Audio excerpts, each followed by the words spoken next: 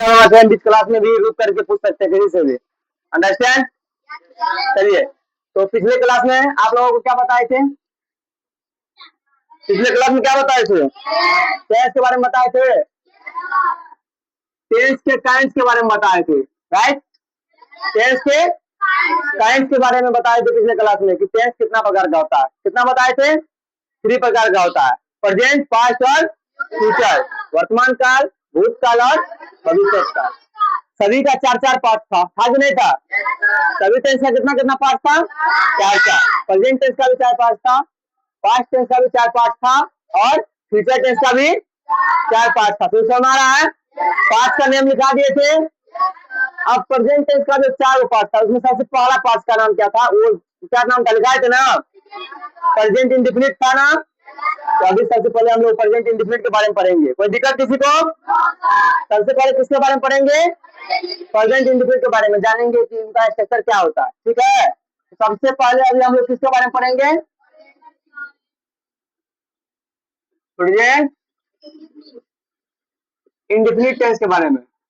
Present indefinite, यही tense के बारे में पढ़ेंगे। ठीक है, सबसे पहले अब हम कैसे पता करेंगे कि ये टेंस प्रेजेंट इंडेफिनिट का? कैसे पता करेंगे? कोई विभाग लिखा है कि प्रेजेंट इंडेफिनिट का, क्या पता करने का कोई ना कोई तरीका होगा ना जी? तो सबसे पहले जानते हैं कि उनका तरीका, पहचानने का तरीका क्या है। तो पहचानने का तरीका क्या होगा? जिस वाक्य के अंत में, जिस वाक्य के अंत में क्या रहेगा? ता है, ती है, ते है, ती हूं, ता हूं, ते हो,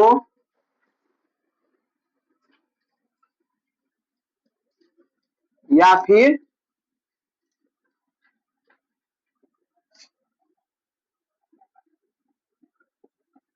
ती हो, रहे,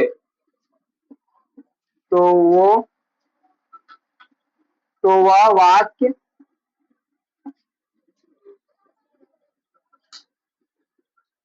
प्रेजेंट इंडेफिनिट कहलाएगा। यहाँ तक किसी समझने में कोई दिक्कत? यहाँ तक से समझ आ गया कि नहीं आया? सभी को आगे समझ में? यहाँ तक क्या लिखे हैं? जिस वाक्य के अंत में ता है, ती है, ते है, ती हूं, ता हूं, ते हो या फिर ती हो रहे, तो वह वाक्य प्रेजेंट इंडेफिनिट कहलाएगा। समझ आया सभी को? आगे समझ में? पहचानने का तरीका समझ आ गया सभी को? प्रेजेंट इंडेफिनिट कैसे पहचानेंगे? आया समझ में?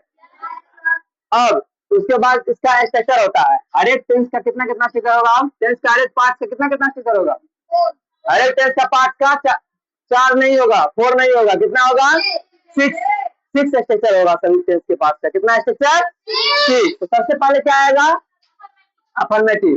तो प्रेजेंट इंडेफिनिट में सबसे पहले किसका स्ट्रक्चर पढ़ेंगे? अफर्मेटिव सेंटेंस का। किसका?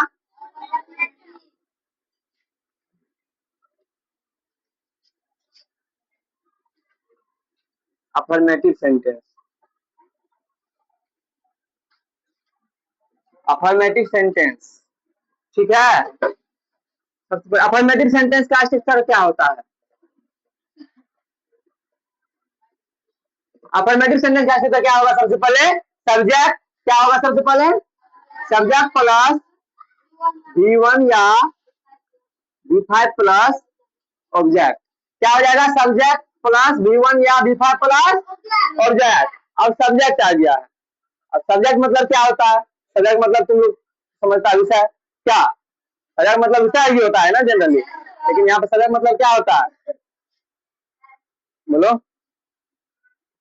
सब्जेक्ट किसे कहते हैं? बताए थे इससे पहले। सब्जेक्ट किसे कहते थे? सब्जेक्ट किसे कहते हैं? स्ट्रक्चर कहते हैं सब्जेक्ट, ये बताए थे। अरे सब्जेक्ट तो प्रीडिकेट के बारे में पढ़ाए थे। सब्जेक्ट क्या होता है? जिसके द्वारा काम किया जाता है। जिसके द्वारा कार्य किया जाता है, जिसके द्वारा कार्य किया जाता है वो क्या होता है? सब्जेक्ट होता है। जिसके द्वारा कार्य किया जाता है वो क्या होता है? सब्जेक्ट होता है। जिसके द्वारा कार्य किया जाता है वो क्या होता है? सब्जेक्ट होता है। जैसे कि मैं पढ़ा रहा हूँ, मैं अभी क्या कर रहा हूँ? पढ़ा रहा हूँ। तो पढ़ाने का काम कौन कर रहा है? मैं कर रहा है। पढ़ाने का काम कौन कर रहा है? मैं कर रहा है। तो मैं यहाँ पे क्या हो जाएगा? सब्जेक्ट हो जाएगा। मैं क्या हो जाएगा? सब्जेक्ट हो जाएगा। समाज सभी को सब्जेक्ट क्या होता है? मतलब सिंपली जिसके द्वारा काम किया जाएगा उसे क्या कहेंगे? Understand everybody? चलिए, तो सब्जेक्ट हमारा गया। ये किसका स्ट्रक्चर है? अफर्मेटिव सेंटेंस का। ठीक है ना? अब V1 है, V5 है। अब यहाँ पर सवाल यह है कि V1 भी है, मतलब वर्ब का पहला रूप भी है और वर्ब का पांचवा फॉर्म भी है। तो किस सब्जेक्ट के साथ में वर्ब का फर्स्ट फॉर्म लगेगा और किस सब्जेक्ट के साथ में वर्ब का थर्ड फॉर्म लगेगा? ठीक है ना? ठीक है, तो किसके साथ में V1 लगेगा ये बताता हूं मैं आप लोगों को भी। जैसे कि सिंगुलर नंबर और प्लूरल नंबर आप लोग जानते हैं, जानते हैं ना? सिंगुलर नंबर और प्लूरल नंबर जानते हैं ना? तो V5 में क्या लगता है? एस या एस लगता है। V5 में एस या यस लगता है। तो सबसे पहले उसके बाद क्या था? पर्सन बताए थे आप लोगों को, बताए थे कितना पर्सन होता है? पर्सन कितना होता है? 3 होता है। फर्स्ट पर्सन, सेकंड पर्सन और third person. First person, second person, third person. First person वो होता है जो बोलता है, बोलने वाला क्या कहते हैं? First person. और जो मेरी बातों को सुन रहा है, जैसे अभी हम और रिया बात कर रहे हैं, ठीक है? हम और रिया बात कर रहे हैं, तो हम बोल रहे हैं, बोलने का काम कौन कर रहा है? हम कर रहे हैं। मेरी बात को कौन सुन रहा है? रिया सुन रही है। हम किसी और के बारे में बात कर रहे हैं, हम सोनू के बारे में बात कर रहे हैं। किसके बारे में बात कर रहे हैं? सोनू के बारे में। बोल रहे हैं रिया को तो सोनू एक अच्छा लड़का है, तो हम किसके बारे में बात कर रहे हैं? सोनू के बारे में। हम बोल रहे हैं तो बोलने वाला फर्स्ट पर्सन, बोलने वाला फर्स्ट पर्सन, सुनने वाला, और जिसके बारे में बोला जाए, सोनू के बारे में बोल रहे हैं तो सोनू, सोनू पर्सन। क्लियर हो गया सभी का? पर्सन कितना होता है? कौन कौन सा होता है रिया?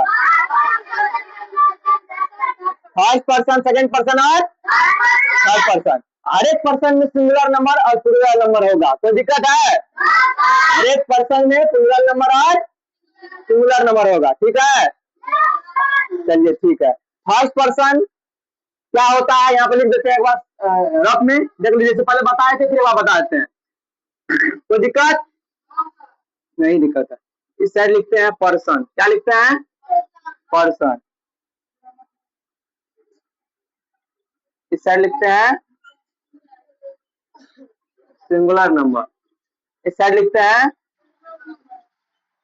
कोई दिक्कत है यहाँ तक? नहीं है। देखिए पर्सन कितना होता है? 3 होता है। तो पहला क्या होता है?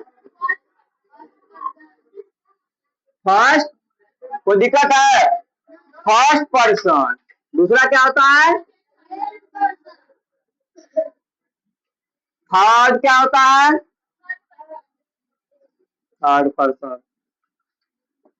यहां तक किसी को समझने में कोई दिक्कत परेशानी? तो हमारा सभी को आसानी से ठीक है। फर्स्ट पर्सन सिंगुलर नंबर में क्या हो जाएगा? आई हो जाएगा। फर्स्ट पर्सन सिंगुलर नंबर में क्या हो जाएगा? आई हो जाएगा। फर्स्ट पर्सन सिंगुलर नंबर में क्या हो जाएगा? वी हो जाएगा। सेकंड पर्सन सिंगुलर नंबर में क्या हो जाएगा? यू हो जाएगा। और प्लूरल नंबर में क्या हो जाएगा? यू ही हो जाएगा। कोई दिक्कत? थर्ड पर्सन सिंगुलर नंबर में क्या हो जाएगा? मतलब सिंगुलर मतलब एक होता है, तो थर्ड पर्सन सिंगुलर नंबर हो जाएगा ही, सी, इट, या फिर any name, any one name. Any one name कहने का मतलब यहाँ पे क्या है? किसी का कोई एक नाम, किसी का कोई एक नाम। और थर्ड पर्सन सिंगुलर नंबर में क्या हो जाएगा? दे, या फिर द चिल्ड्रेन, या फिर any more than one name. Any more than, any more than one name मतलब क्या हो गया कि एक से अधिक नेम, एक से, रोको,